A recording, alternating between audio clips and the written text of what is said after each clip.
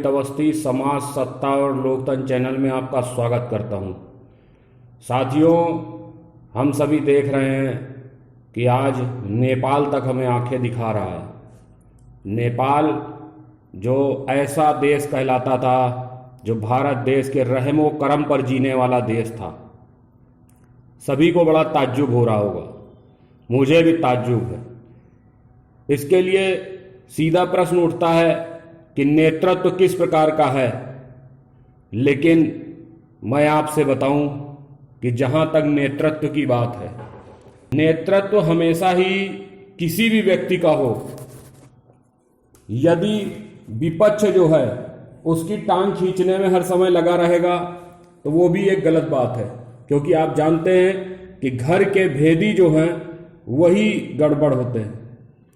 साथ ही मैं ये भी कह सकता हूं कि नेतृत्व जो है वो उसी व्यक्ति का अच्छा हो सकता है जो जितना बड़ा वक्ता है।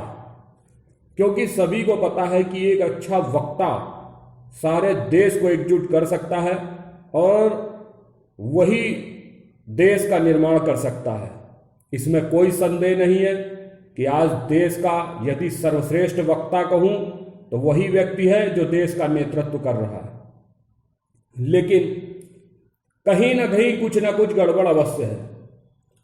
अगर मैं बात करूं गड़बड़ की, तो मैं ये भी कह सकता हूं कि जो सत्ताधारी दल है वो बहुत अधिक गर्व महसूस करता है और मैं साफ साफ ये कह सकता हूं कि वो अपने विपक्षियों को कुछ भी समझता नहीं है।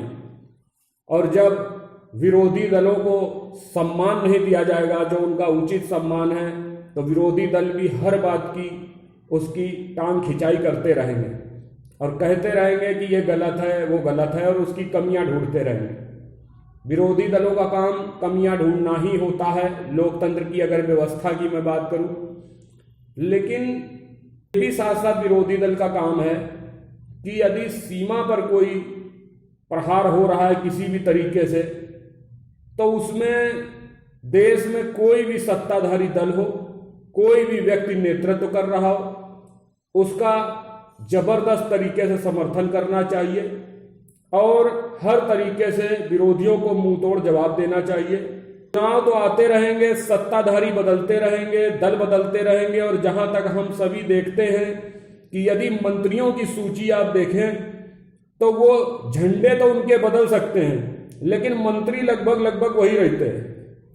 तो हम ये भी समझ सकते हैं कि कैसे लोकतंत्र का मजाक उड़ाते हैं वो लोग जो अपने स्वार्थवश दलों को छोड़कर एक दल से दूसरे दल भी चले जाते हैं। नीतियां कोई रह नहीं गई है राजनीति में, और देश के निर्माण की कोई सोचता ही नहीं है। देश की व्यवस्था कैसे चले उस पर किसी का ध्यान ही नहीं है। सबका ध्यान यह है कि कैसे मेरी सरकार बने, कैसे मैं सत्ता में आऊं, प्रदेश की कमान है तो केंद्र की आ जाए मेरे हाथ में, केंद्र में हूं तो मैं प्रदेश को भी कैसे काबू कर सकूं। बस घूम फिर के राजनीति के अलावा और कुछ नहीं है। मेरे भाइयों, जनता का काम रह गया है टैक्स देना और नेताओं का काम रह गया है व्यवस्था को कैसे अपने हाथ में लेकर के और राज करना। बस यही है जो कि लोकतंत्र के लिए बहुत ही घातक है। मैं चूंकि ना तो एक बड़ा राजनेता हूं और ना ही मैं इस विषय में कुछ विशेष जानता हूं, लेकिन मैं इतना अवश्य जानता हूं कि विरोधी दल भी अपनी भूमिका नहीं निभा रहा सही ढंग से, और सत्ताधारी दल भी जो है उसके अंदर भी बहुत सी खामियां हैं। जब तक ये दोनों दल और राजनीति का जो इन्होंने व्यापारीकरण बना रखा है, जब तक उसको सब ये लोग सुधार नहीं करेंगे तब तक कुछ नहीं हो सकता। और इसके लिए जैसा कि कहा जाता है कि लोकतंत्र की चाबी जो है वो जनता के हाथ में होती है, तो जनता निश्चित रूप से कहीं ना कहीं अपनी भूमिका सही नहीं अदा कर रही है।